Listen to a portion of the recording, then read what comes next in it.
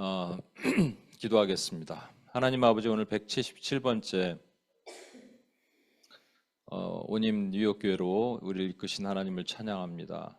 부족한 종이 사람의 생각과 사람의 소리로 전하지 않게 하시고 성령님 안에 모든 것을 감추시고 숨기시고 성령께서 많이 교통하시고 역사하시는 은혜가 있게 도와주옵소서.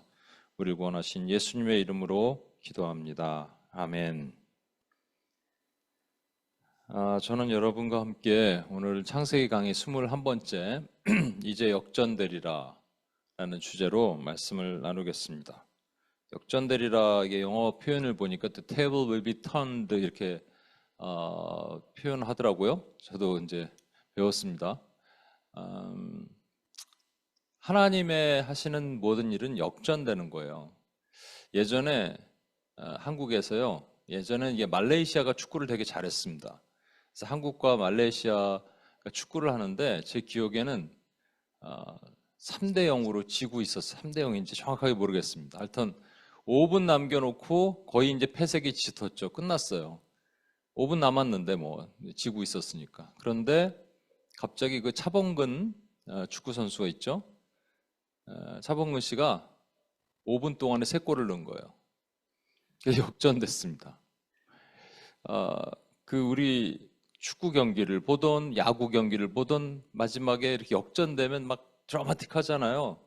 그죠? 사이다를 한 잔 마신 것처럼 시원한 냉수를 마신 것처럼 시원하죠. 근데 사실은 하나님의 모든 하시는 일은 역전입니다.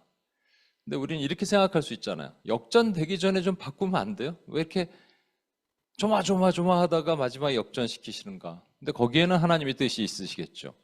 우리가 하나님의 뜻을 다 헤아리지 못해도 거기에는 분명히 하나님의 뜻이 있으실 겁니다. 성경을 보면 이스라엘을 늘 괴롭혔던 나라들이 있죠.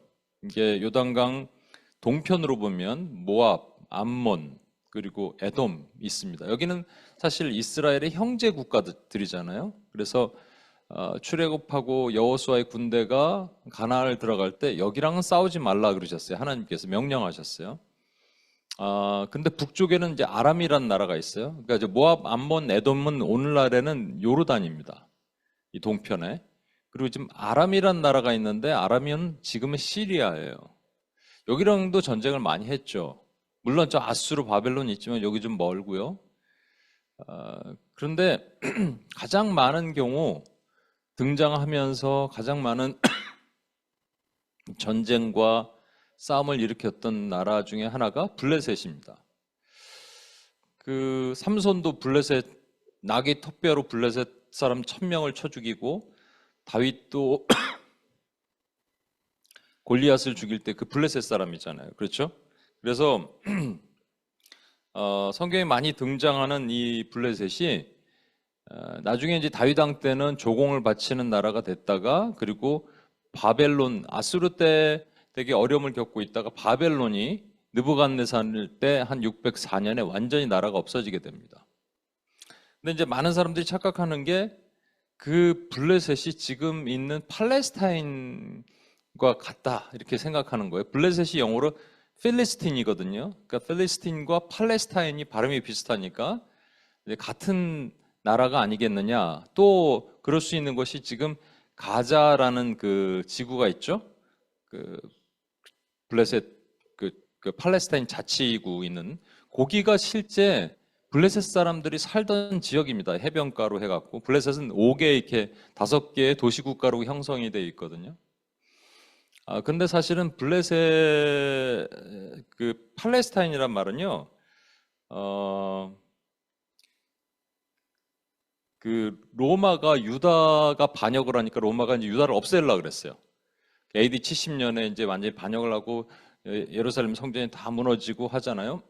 그래서 대신에 그 아랍인들, 거기 살던 사람들, 유대인들을 다 쫓아버리고 거기에 살고 있는 외국인들을 넣어서 이름을 그 유대인들이 그렇게 싫어하는 팔레스티나, 그러니까 블레셋의 사람이라 그래서 팔레스티나라고 불렀다고 합니다. 거기서 기인한 거예요. 그러니까 한 1000년 동안 그 아랍인들, 팔레스티나라는 아랍인들이 거기에 우리 지금 팔레스타인 땅에 살고 있었는데 1948년에 이스라엘이 독립을 하면서 거기 와서 땅을 차지하게 되고 그때부터 이제 전쟁이 일어나게 되죠. 그래서 총 5번의 전쟁이 일어납니다. 이번에 이스라엘과 하마스 간의 전쟁, 오랜만에 그 긴 전쟁이 있는데 466일 만에 휴전이 일어나요. 휴전하면서 보니까는 그때 여러분 2023년 10월 7일 날 하마스가 이스라엘을 공격했더라고요. 그래서 이스라엘 민간인과 군인 1,200명을 살해하고 251명을 이제 납치하면서 이것이 시작됐고요. 이 이스라엘이 이제 가만히 있지 않았죠. 이스라엘이 큰 일이 있을 것이다. 뭐 세대주의자들은 그렇게 얘기를 했지만 사실은 도리어 뭐 완전 이스라엘 다 쓸어버렸어요. 헤즈볼라, 이란, 뭐 후티 반군도. 그러면서 가자 지구에 지상전이 돌입하면서 하마스 대원을 무려 46,500명 이상 죽이게 됩니다. 근데 아직까지 이제 인질이 98명 정도 남아 있기 때문에 결국은 휴전을 체결을 했어요. 그래서 이제 1, 2, 3차로 나눠서 휴전을 하게 됩니다. 아무튼 뭐 인질을 석방을 시키는데 이스라엘 군인 이스라엘 사람 1명당 팔레스타인 사람 포로 30명, 여군 1명당 포로 50명 이렇게 맞교환을 한대요. 워낙 이제 팔레스타인 포로가 많다 그러는 거겠죠. 아무튼 그래서 3단계 가서는 이제 완전히 이스라엘의 인질 뿐만 아니라 시신도 송환하고 국제사회 감시 하에서 3년 내지 5년 정도 팔레스타인을 재건한다 이럽니다. 이 1948년 이스라엘의 시오니즘으로 인한 그 수많은 이스라엘 사람들이 이제 진짜 그 이스라엘 본토로 돌아오죠. 그 일이 있고 나서 이제 전쟁이 일어났잖아요. 아랍과의 전쟁이 일어났죠. 1차, 2차. 그 중에서 가장 유명한 것이 3차 전쟁인데 1967년 6월 5일 원래는 그 아랍이 이스라엘을 치려 그러다가 도리어 이스라엘이 아랍을 치게 되는 그 전쟁입니다. 그래서 6일 동안 일어났다 그래서 6일 전쟁이라고 해요. 이게 병력상으로 모든 게 지금 비교가 되지 않습니다. 그 당시엔 여러분 시리아나 요르단이 군사력도 엄청났고요. 뭐 이집트도 그랬고 이들이 연합해서 지금 이스라엘을 치는데 이스라엘이 당해낼 수가 없잖아요. 근데 이스라엘이 먼저 선제 공격을 한 거예요. 그래서 이집트 공군도 막 격파를 하고 그 다음에 요르단과 시리아 여기도 금방 뭐 한 25분 만에 무력화됐다고 돼 있어요. 25분 만에. 근데 지난번에도 한번 말씀드린 것 같은데 여기 전쟁 중에 신기한 일들이 몇 번 있습니다. 어떤 거냐면 이집트 수뇌부가 이스라엘의 선제 공격에 대해서 요르단에 이 첩보 암호가 있는데 그 암호를 해독을 해야 되는데 잘못 해독해갖고 오늘 공습이 있는 날에 그들이 언제 날짜가 아직 안 됐다 그러고 술 파티를 벌였다는 거예요. 있을 수 없는 일이죠, 사실은. 이건 뭐 큰일 날 일이죠. 두 번째 이런 일도 있었어요. 시나이 반도에서 길 잃은 한 이스라엘 병사가 총을 들고 가는데 갑자기 이집트 병사 1,000명이 말이죠. 그 여러분 사진 찾아보면 있습니다. 그게 1,000명이 손을 들고 항복을 해요. 한 명한테 1,000명이 항복을 해요. 나중에 왜 니네를 항복했냐 물어보니까 그 병사 뒤에 엄청나게 많은 군대가 이 총을 들고 있더라. 천사를 본 거예요. 천사가 총을 들고 있는 걸 본 겁니다. 그래서 그들이 항복을 했어요. 요르단과의 전투에서 3일째 되는 날 갑자기 요르단 쪽에 총소리가 시가전을 하는데 총소리가 들리지 않았어요. 보니까 총을 놓고 다 도망갔다는 거예요. 그래서 왜 도망갔나 이렇게 봤더니 요르단 포로가 말하기를 엄청난 포격과 포소리와 뭐 비행기 소리 이런 게 들려갖고 이제 미군이 개입했다 그러고 도망갔다는 거예요. 실제 미군이 개입하지 않았었답니다. 아무 일도 없었는데 하나님이 개입하신 거죠. 역전이죠. 역전된 거죠. 전세가 완전히 뒤집어진 거예요, 여러분. 그래서 시편 118편 23절을 당시에 이스라엘의 그 장군 중에 한 명이 그러니까 이스라엘 사람이라고 전부 하나님을 믿는 건 아니더라고요. 신기하게. 믿음이 없는 사람이 이렇게 고백을 했습니다. 이는 여호와께서 행하신 것이요 우리 눈에 기이한 바로다. 우리 하나님은 아까 말씀드린 대로 역전을 시키세요. 밀리는 상황에서 근데 처음부터 이기면 제일 좋잖아요. 제가 그게 궁금한 거예요. 처음부터 이기면 좋은데 처음에 좀 밀리다가 그 다음에 역전시키는 그런 상황들을 만들어내십니다. 하나님께서. 왜 그렇게 하실까? 오늘 본문에서도 그걸 보고자 하는데, 여러분 오늘 본문은 창세기 21장이죠. 21장에 전에 20장을 다시 한번 리뷰를 하면 20장에 보면 하나님께서 아브라함을 헤브론 마므레로 보내시는데, 헤브론이 산이잖아요. 한 해발 900m, 1000m 되는 산지입니다. 거기서 산꼭대기에 세우시고 동서남북을 바라보래요. 그래서 동서남북 네가 보는 땅을 내가 너에게 주겠다. 이게 비전이거든요. 아브라함에게 비전을 열어주시고 그것을 보게 하십니다. 그 얘기를 듣고 아브라함이 거기 살아야 되잖아요. 헤브론에. 그런데 블레셋 지역에 있는 그랄이라는 곳으로 이동을 합니다. 제라라고 그러죠. 그랄이라는 곳으로 이동을 해요. 그래서 그랄에서 살아요. 왜 그랄로 갔을까에 대해서 지난번에 우리 창세기 20장 강의하면서 제가 말씀드렸는데, 세 가지 타당성이 있는 추정이 있습니다. 첫 번째는 기근이 있었을 것이라는 거죠. 그래서 기근이 있어서 그쪽으로 이동을 했을 것이다 그러는데, 창세기 26장 이삭 때도 기근이 한 번 더 있어요. 그래서 이삭도 그랄로 갑니다. 근데 그때 뭐라고 돼 있냐면 두 번째 기근이 있었다 그랬습니다. 첫 번째 기근은 아브라함이 애굽으로 내려갈 때예요. 그때 하나님께서 허락하셔서 애굽으로 내려가요. 그러니까 이번에는 그런데 애굽이 아니라 그랄로 갔단 말이죠. 그리고 실제적으로 그랄이 그렇게 비가 뭐 많은 땅도 아닙니다. 강우량이 한 300mm 정도 되는 그런 땅이래요. 그러니까 굳이 가려면은 애굽으로 가면 되는데 애굽으로 안 갔고요. 그래서 뭐 기후 때문에, 기근 때문에 그랄로 갔다라고 할 수도 있겠지만 또 아닐 수도 있을 것 같아요. 두 번째는 뭐냐면 어떤 헨리 매튜라는 분이 해석한 건데, 이거는 롯이 있잖아요. 롯이 산에 올라가서 자기 딸과 근친상간을 통해서 그 자식을 낳잖아요. 이걸 보고 창피해서 그 근처에 있을 수 없어서 아예 그냥 이사를 가버렸다, 이렇게 해석을 하기도 합니다. 그런데 저는 이런 해석을 해보고 싶어요. 뭐냐면 아브라함이 뭐를 봤냐면 소돔과 고모라의 멸망을 봤습니다. 여러분 헤브론이 이제 높은 산이니까 헤브론에서 잘 바라보면은 소돔과 고모라, 그 요단강 건너편에 소돔과 고모라가 보였을 거예요. 거기가 완전히 불타고 완전히 없어진 거예요. 마치 이런 거죠. 일본의 히로시마 나가사키에 원폭이 떨어지잖아요. 그러니까 그 원폭이 이제 다 방사능도 없어지고 다 한 후에도 사람들은 히로시마 근처에는 살지 않았다고 그래요. 살고 싶지 않았다 그래요. 그런 모습을 보고 싶지 않은 거죠, 여러분. 여러분이 뭐 직장에서 잘렸어요? 그럼 그 회사 근처에 가고 싶지 않을 거 아니에요, 그렇죠? 뭐 이런 거랑 비슷한 모습일 수도 있습니다.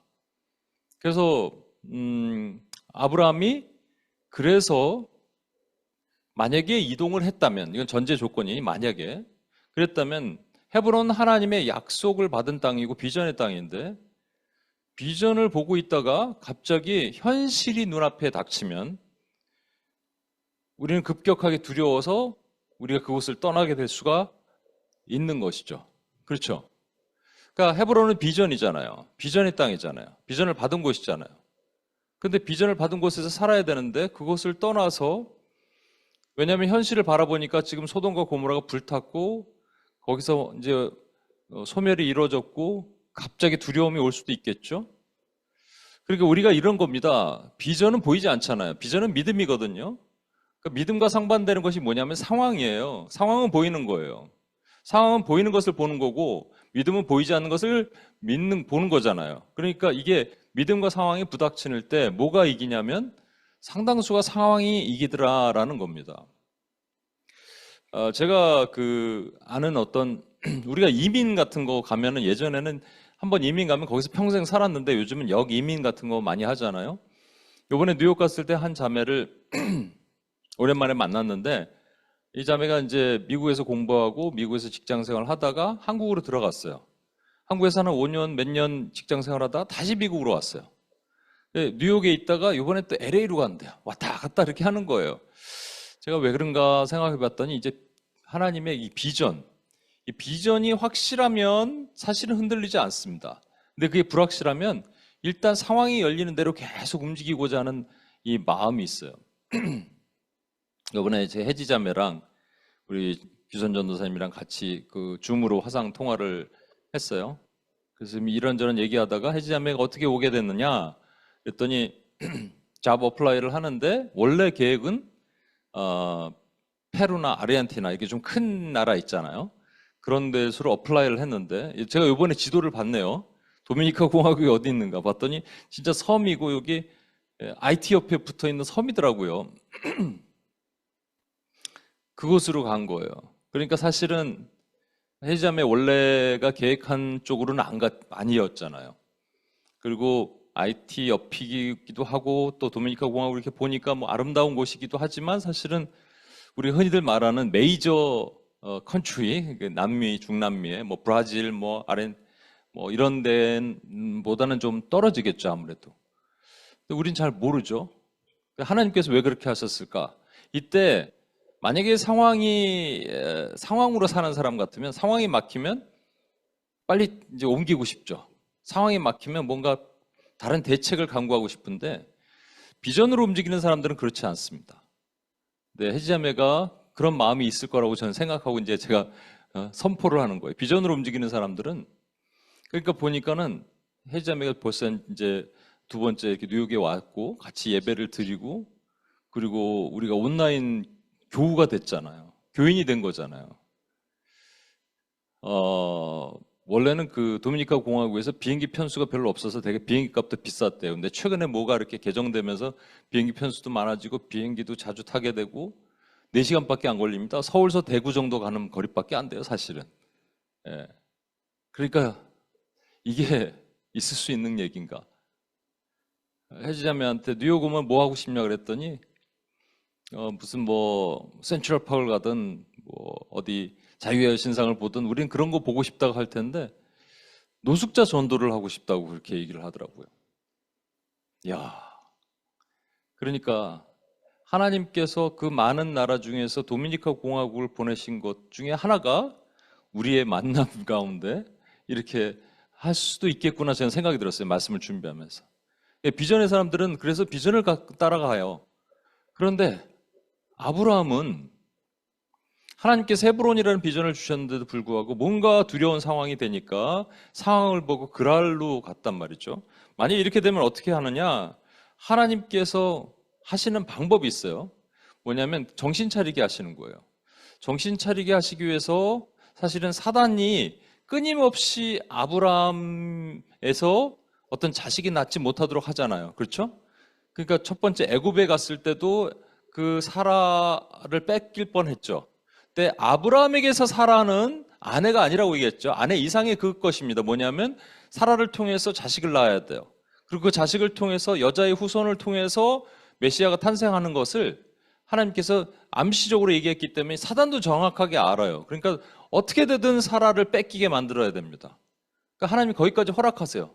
그래서 아비멜렉, 블레셋 왕한테 아내를 뺏겨요. 여러분 그때가 나이가 사라가 89세입니다, 여러분. 할머니예요. 근데 이게 제정신이 아니죠. 근데 뺏겨요. 그러니까 이게 사실은 비전, 약속, 언약이 뺏기는 거예요. 하나님이 나를 부르시는 곳에서 이 비전으로 움직여야 되는데 그렇지 않고 상황을 보고 뭔가 두려움이 있으면은 사실 그것이 사라지는 것처럼 생각이 될 수가 있어요. 그때 우리 마음에 어떤 현상이 나타난다고요? 열정이 식어지고 소망이 사그러집니다. 그냥 한마디로 무기력해져요. 그리고 뭔가 재미가 없어져요. 그때 하나님 그 위기 속에서 새로운 사명을 주시고 직임도 바꿔주시는 일들을 하나님은 하세요. 이거 오늘 제가 사실은 여기 원님 시흥에도 처음으로 얘기를 한 거고 여러분에게도 사실은 처음으로 얘기를 하는 것 같아요. 솔직한 고백. 저에게는 헤브론이 뉴욕이죠. 그죠? 헤브론에서 저는 비전도 받았고 뉴욕에서 비전을 받았고 동서남북 산지를 바라보고 진짜 그런 하나님의 어떠한 UPS 사역을 통해서도 그래서 막 꿈을 꾸고 여러 가지를 했고 그랬는데 시간이 지나면서 보여지는 상황이 나타나지 않으니까 제 안에 이런 마음이 들기 시작했어요. 어떤 마음이 들기 시작했냐면 그럴 때마다 또 여러 가지가 있었죠. 우리가 예배 같이 드리던 그 빌려 쓰던 교회에서 못 쓰게 됐고 리플리라는 스튜디오에서 계속 예배를 드리고 한 군데에 있지 못하다 보니까 사람들이 어디서 예배 드리는지 알지 못하고 그렇게 하나님이 이어주시는 그것을 생각하지 못하고 저는 사실은 한국으로 가야겠다라는 생각을 들었습니다. 한국을 가야 됐다는 첫 번째 이유는 뭐냐면 여기서 내가 이렇게 끝날 수 없어라는 생각이에요. 잘못된 생각이죠, 사실은. 수의 우상에 빠져서 더 많은 수가 있는 한국으로 가자. 그때 제가 때마침 또 한국에서 어떤 집회들 가면서 많은 이게 반응이 일어나면서 이런 것들이 있었어요. 그래서 저에게는 이제 그랄이 한국이었어요. 그랄로 가자, 한국으로 가자. 이런 생각이 계속 있는 상황에서 사실은 우리 아버지가 돌아가시고 그러면서 여러 가지 상황이 됐습니다. 그래도 저는 이제 완전히 갈 거는 생각을 하지 않고 몇 년 정도 이렇게 있다가 다시 뉴욕으로 와야겠다 생각은 했었지만 한국으로 가자. 그래서 한국으로 가면 뭔가 길이 열릴 거야.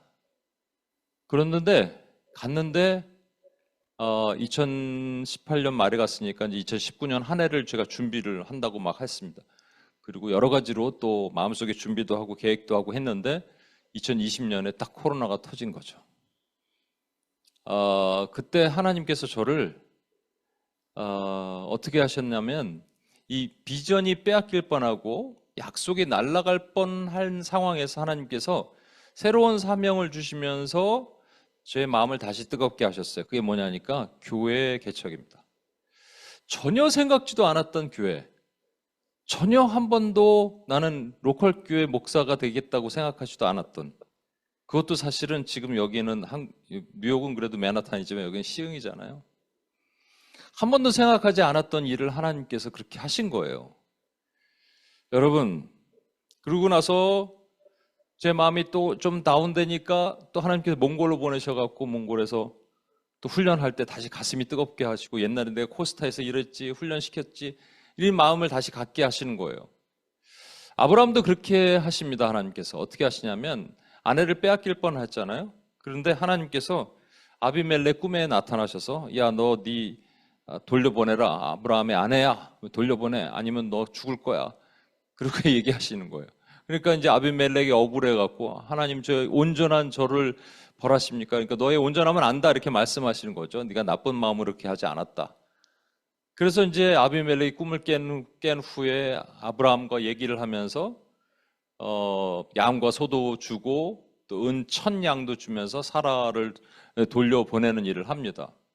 그때 하나님께서 뭐라고 얘기하시냐면 이렇게 얘기를 하세요. 창세기 20장 7절 이제 그 사람의 아내를 돌려보내라.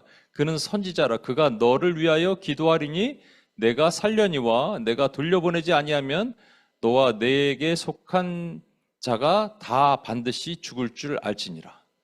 여러분 이 말씀을 탁 던지신 거예요.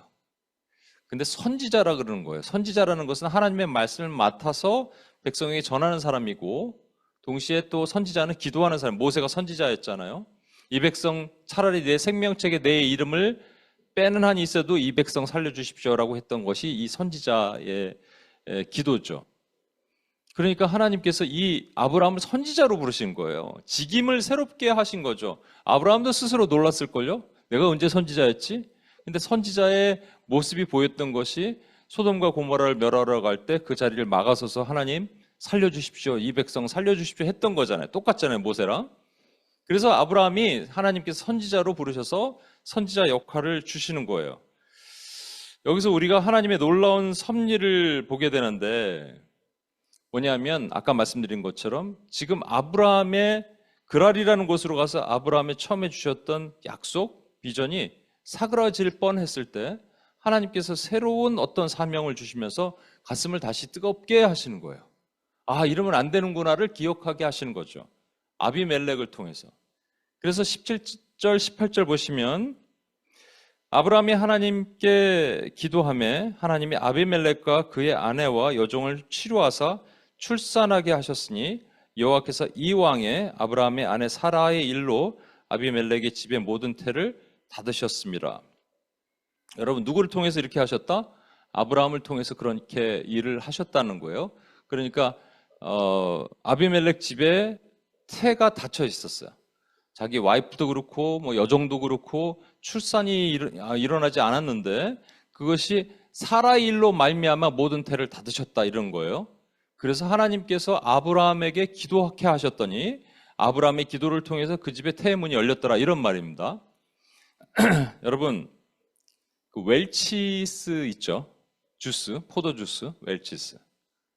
그거를 만든 사람이 웰치입니다. 웰치라는 사람인데 웰치가 자기 아내와 자기가 함께 이제 돈이 많은 사람이에요. 그래서 아프리카 재산을 다 팔고 아프리카 선교사로 가기로 결심을 합니다. 근데 하나님의 뜻은 다른 곳에 있었어요. 이 아내가 종합 검진을 받는데 보니까는 이 몸이 안 좋아서 아프리카에 가서는 사역을 할 수 있는 건강이 아니다라고 진단이 나와서 결국은 선교사를 포기를 합니다. 그래서 되게 시리에 빠져 있을 때 그에게 성령님의 마음을 주시는 거예요. 그래서 하나님께서 비전이라는 것은 그거잖아요. 나를 이 땅에 부르신 목적이잖아요. 그 목적이 정확하게 몰라도 이 웰치는 그래도 선교라는 비전의 그 바운더리 안에 있을 거 아니에요. 그런데 선교는 선교사로 가든지 직접 본인이 가든지 아니면 보내주는 일을 하든지 하면 되잖아요. 그래서 선교사를 세우는 일을 하자, 선교를 돕는 일을 하자 그래서 비즈니스맨이 됩니다. 그래서 그 아버지가 뭘 했냐면 포도원 농장을 했어요. 근데 여러분 교회 같은 데서 보면 이제 성찬식 할 때 우리는 이렇게 빵에다 이렇게 찍어 먹고 하지만 원래는 주스 한 잔씩 이렇게 마시잖아요. 근데 주스가 아니라 포도주였어요. 그러니까 주일날 이렇게 한 잔씩 마시니까 얼굴이 벌게 사람들도 있고 그래서 포도주 말고 포도즙을 만들어야겠다라고 생각하고 포도즙을 만들기 시작합니다. 발효가 안 된. 그게 웰치스 주스예요. 그것으로 돈을 엄청나게 벌어서 아프리카 선교를 하는데 사용해요.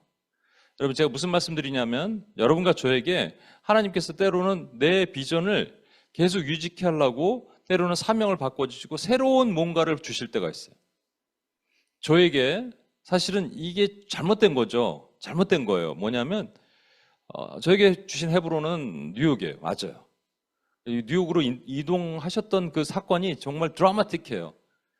뭐 아시는 분 있겠지만 해지자매를 위해서 제가 잠깐 설명드리면 저는 다니던 직장 관두고 밴쿠버에서 어학연수 하다가 도착한 지 2주 만에 IMF가 터졌어요. 모든 게 다 사라졌습니다. 그러니까 환율이 2배로 거꾸로 올라갔고 한국에서 돈을 2배로 보내야지 간신히 거기서 살 수 있는 것이에요. 미국에서. 캐나다에서 저는 미국으로 넘어가려고 그랬거든요. 근데 이게 안 되는 거예요. 그래서 모든 꿈을 직장도 관두고 나왔는데 포기하고 있는데 회사에서 다시 연락이 와서 뉴욕 주재원으로 가라. 뉴욕 주재원으로 제가 여러분 이게 말도 안 되는 얘기잖아요. 거기 저보다 영어도 잘하는 사람, 실력도 좋은 사람 많은데 왜 저를 이렇게 보냈을까 모르겠어요. 여기 왔는데 제가 아는 거죠. 하나님께서 저를 이 약속의 땅으로 보내셨고 여기서 신학 공부하고 여기서 UPS를 세우고 이런 일을 하게 하신 거예요. 그렇죠? 그럼 여기서 뭔가를 봐야죠, 제가. 그런데 제 마음에는 뭔가 다른 게 있었던 것 같아요.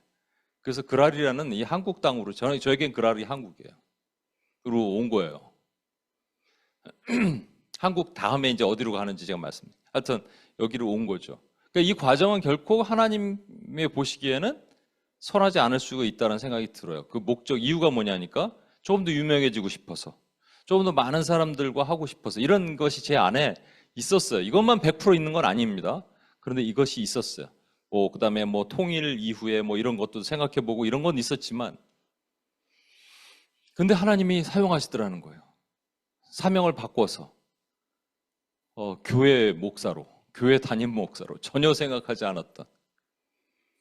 근데 이 과정도 지금 내가 알지 못하는 조금 더 기도해야 되고 조금 더 나가야 되는 그런 과정 가운데 있어요.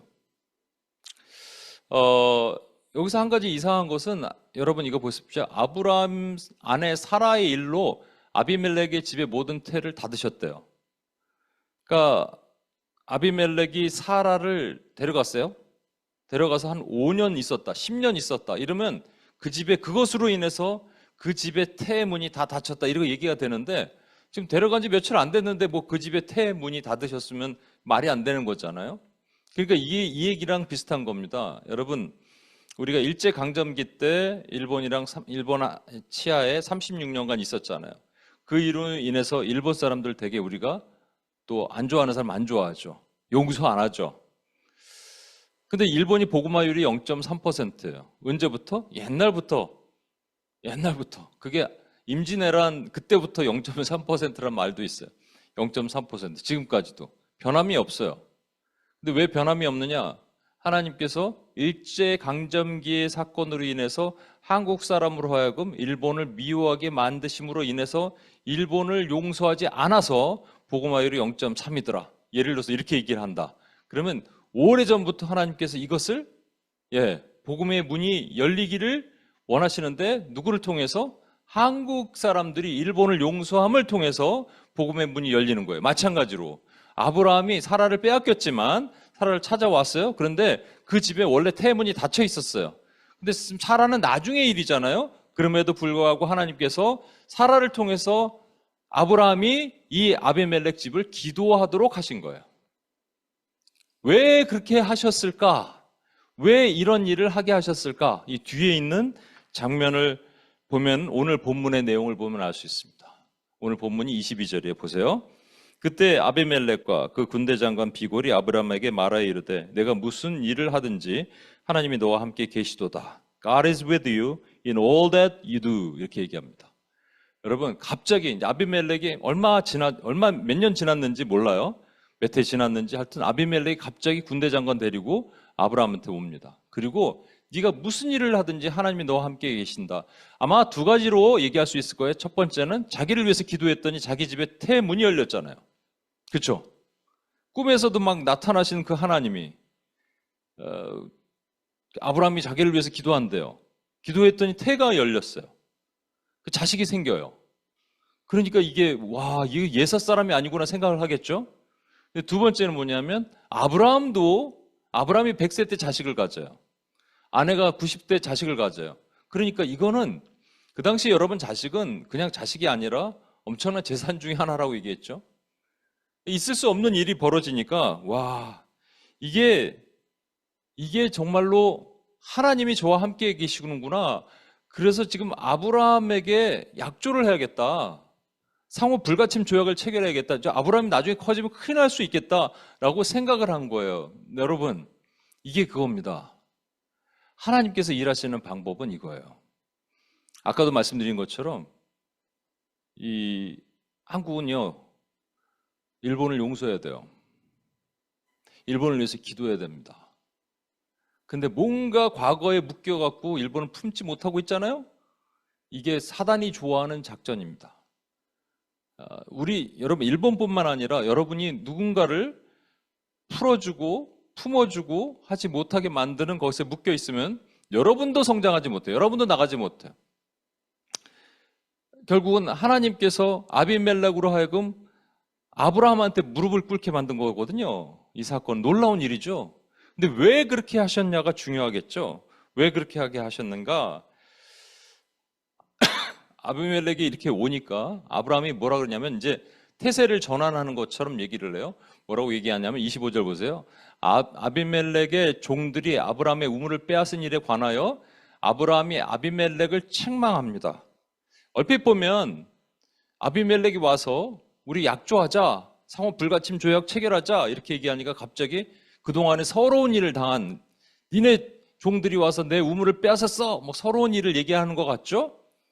맞는 얘기인데 목적이 분명히 있는 거예요. 이것을 쓰게 하신, 기록하게 하신 이유가 분명히 있어요.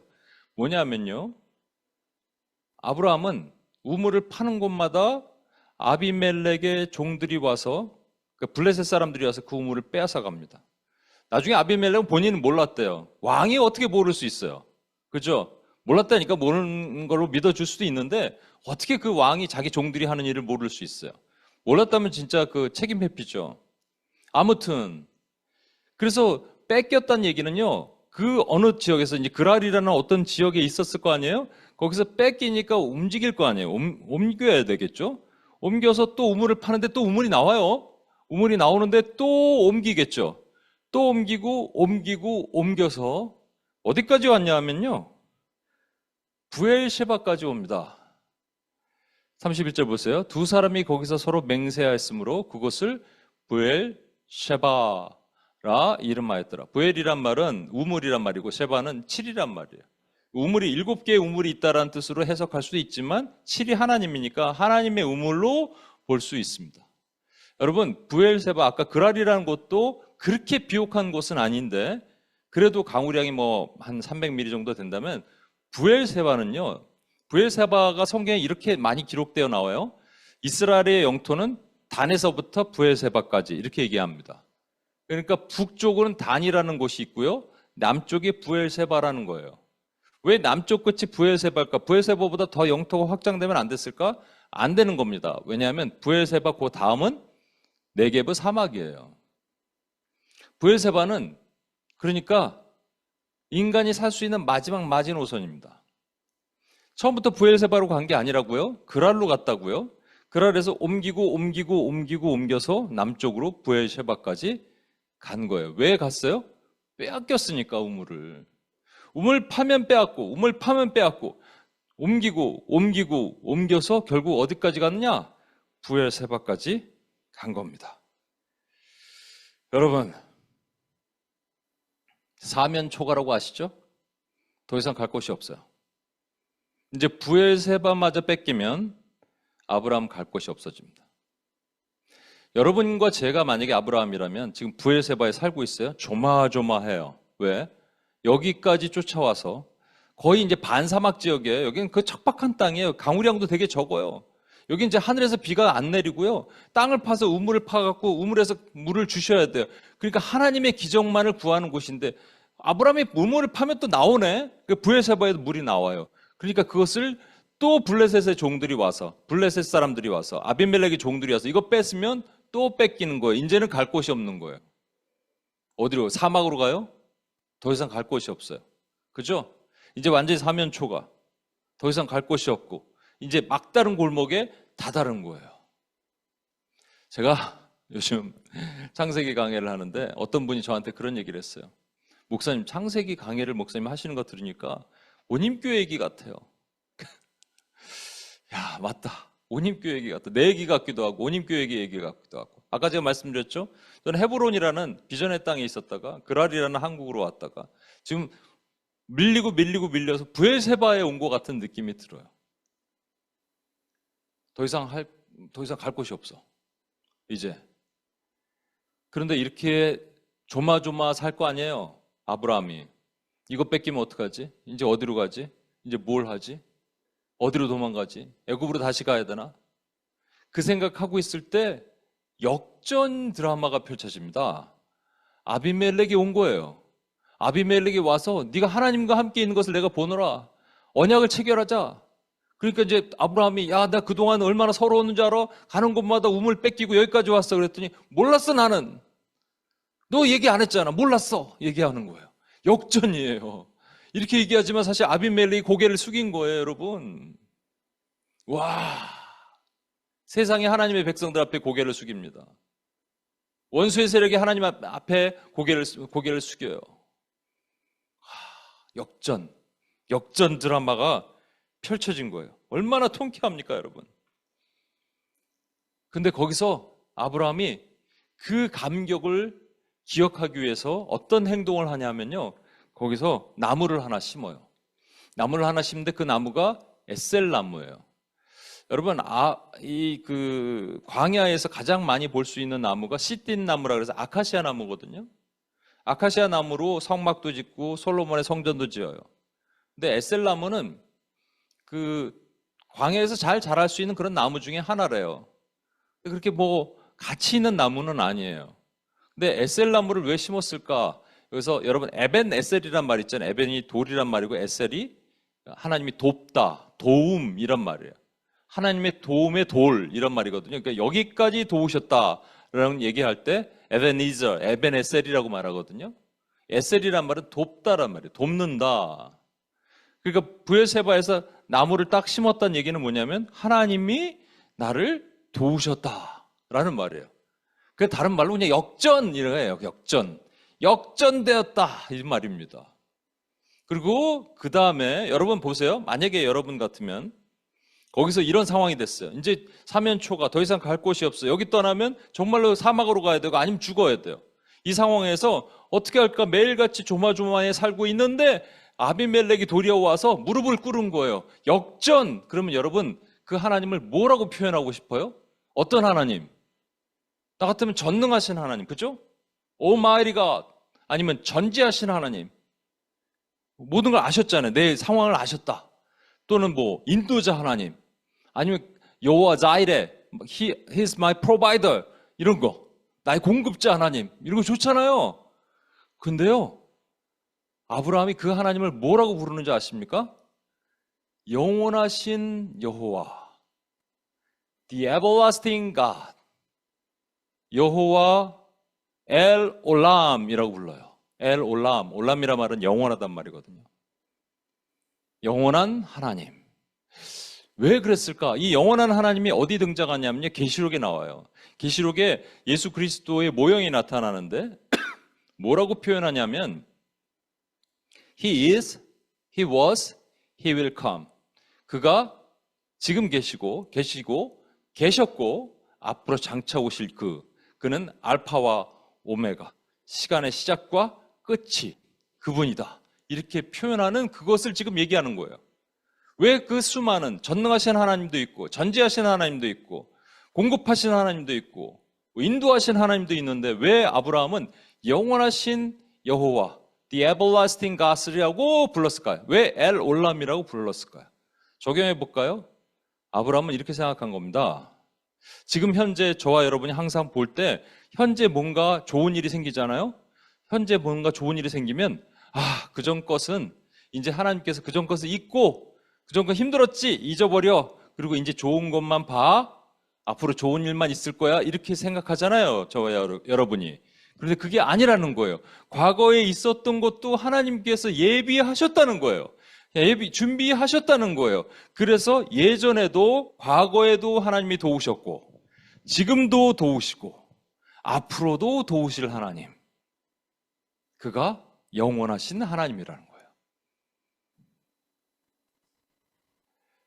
지금 당장 우리 눈에 역전됐다고 말할 때 역전됐으면 지금만 좋잖아요. 그렇죠? 그래야 되잖아요.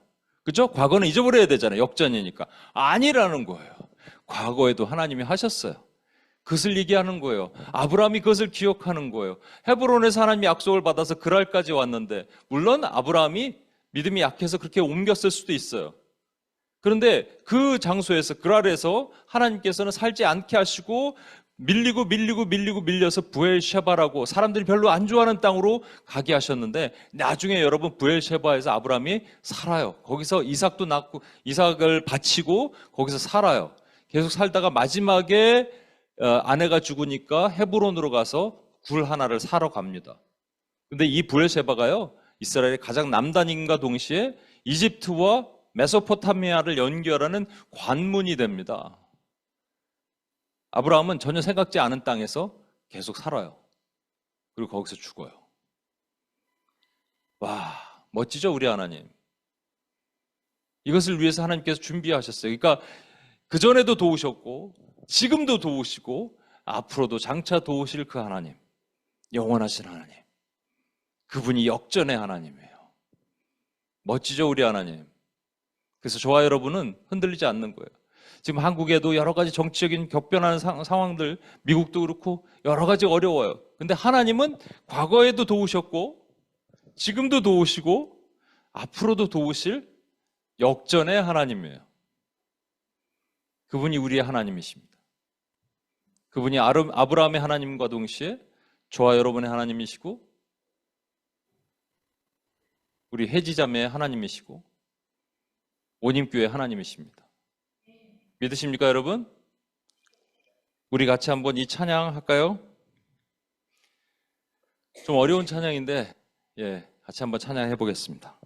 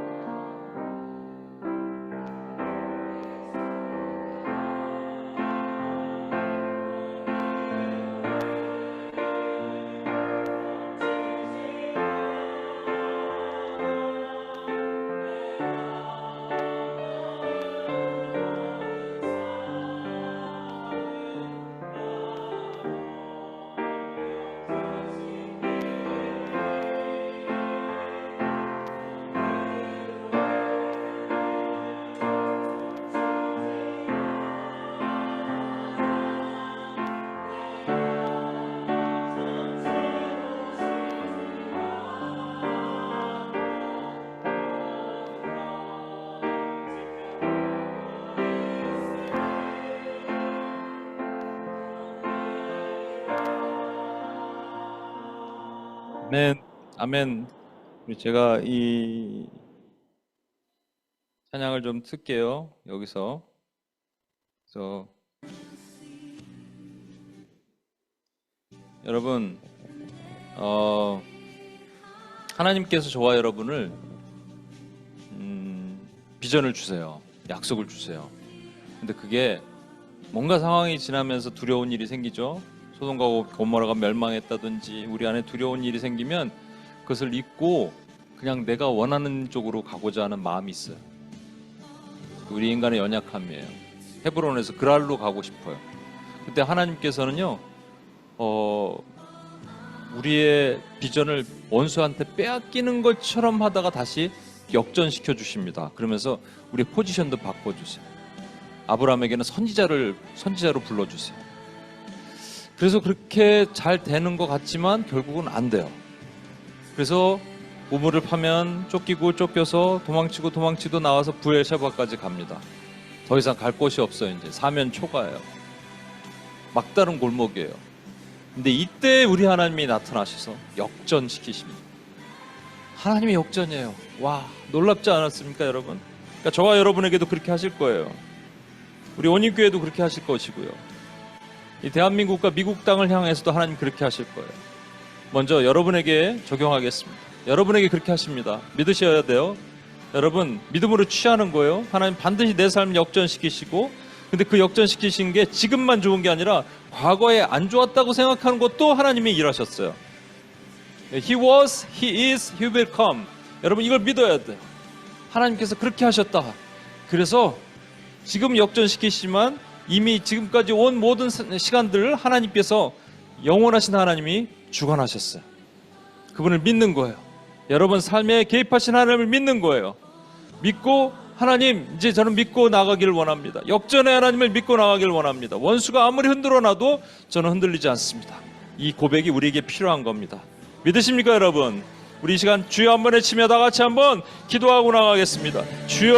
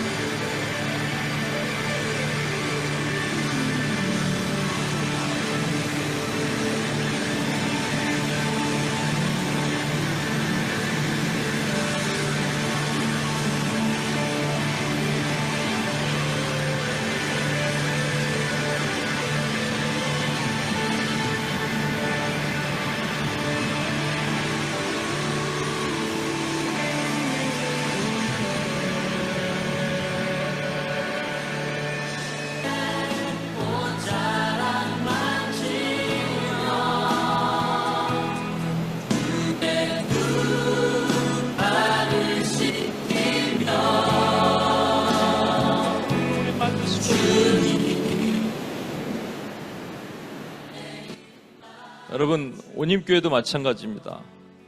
정말 창세기 강의하면서 이게 온임교회 얘기 같고 제 얘기 같고 자꾸 그래요. 그렇죠? 우리 부엘셰바까지 온 것 같아요. 더 이상 갈 곳이 없는 것 같아요. 근데 하나님께서 여기서 역전시키십니다. 하나님이 놀라운 일을 이루시는 거예요. 이제 걱정할 필요가 없게 하시는 거예요. 예, 저는 그걸 믿습니다. 우리 3년 반이 되어가면서 제자들이 양성되고 그리고 하나님이 이루십니다.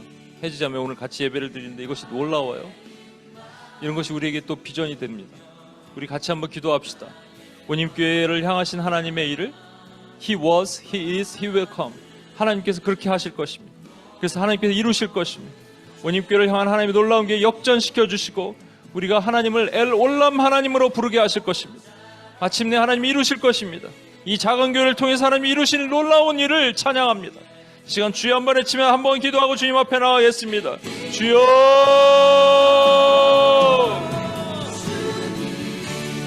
주여 하나님!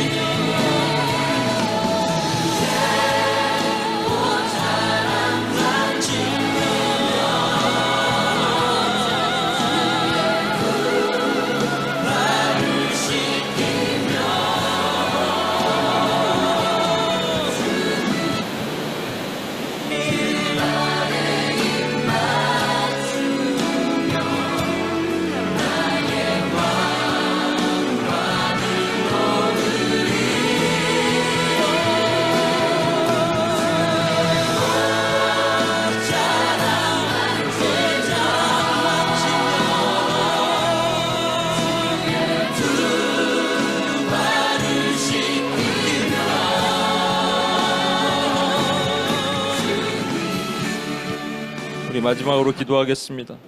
한국이 정치적으로 되게 혼란스럽습니다. 여러분 늘 말씀드리지만 여러분 좌로 우로 싸우는 게 아니고요. 하나님 나라와 하나님 나라 아닌 나라, 사탄의 나라와의 싸움입니다. 천국 가면 그걸 보게 될 것이고요. 지금은 그렇습니다. 하나님이 세우신 나라를 세상에 사탄이 흔들어 놓을 수 없습니다. 그래서 하나님이 반드시 이루시고 He was, He is, He will come. 하나님께서 분명히 하실 것입니다. 그 일을 이루실 것입니다. 하나님 나타내실 것입니다. 반드시 이루실 것입니다. 그래서 우리는 믿고 의지하고 나가야 돼요. 하나님이 역전시키실 것을, 하나님이 세우신 나라 하나님 책임지실 것을. 우리 시간 우리 고국 대한민국을 위해서 우리 주여 한번 외치며 하나님께서 역전시키시고 하나님이 엘 올람 하나님으로 통치하여 주시옵소서. 주여 한번 외치며 같이 한번 기도하겠습니다. 주여, 주여 하나님 도와주옵소서. 하나님 아버지 우리 민족을 지켜주시고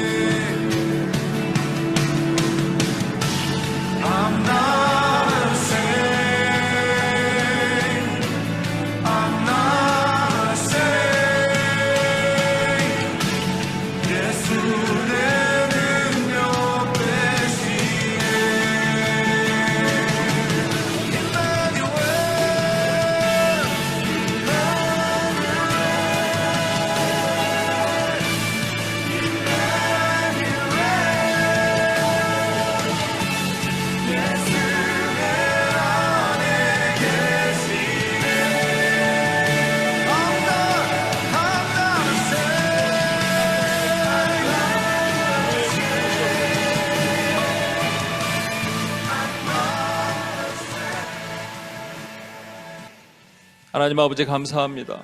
우리에게 오늘 하나님 놀라운 역전의 하나님의 모습을 보여주심을 감사합니다.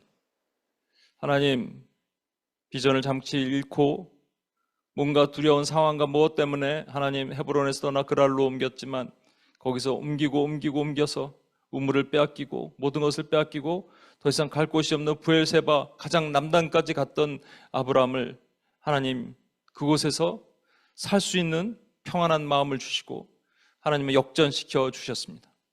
우리에게도 그렇게 하실 것입니다. 역전의 하나님을 믿습니다. 엘 올람의 하나님을 믿습니다.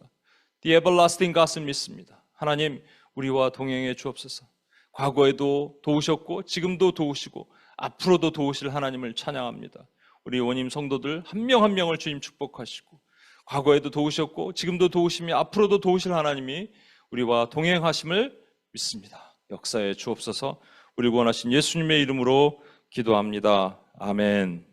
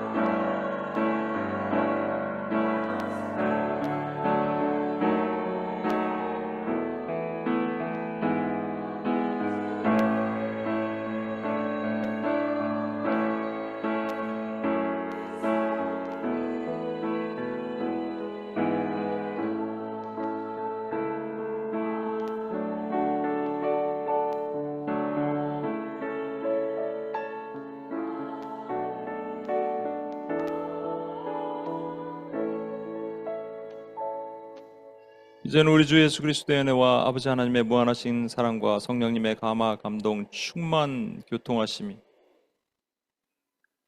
역전의 상황을 기다리며 예전에도 도우셨고 지금도 도우시며 앞으로도 도우실 그 엘 올람의 하나님을 매일매일 찬양하고 선포하기로 작정하는 하나님의 신실한 주의 종들 머리 위에 이들의 삶과 모든 영역과 비전 위에 또 멀리 도미니카 공화국에서 온 우리 혜지자매를 위해 혜지자매의 삶을 위해 이제부터 영원토록 함께 하시길 간절히 축원하옵나이다.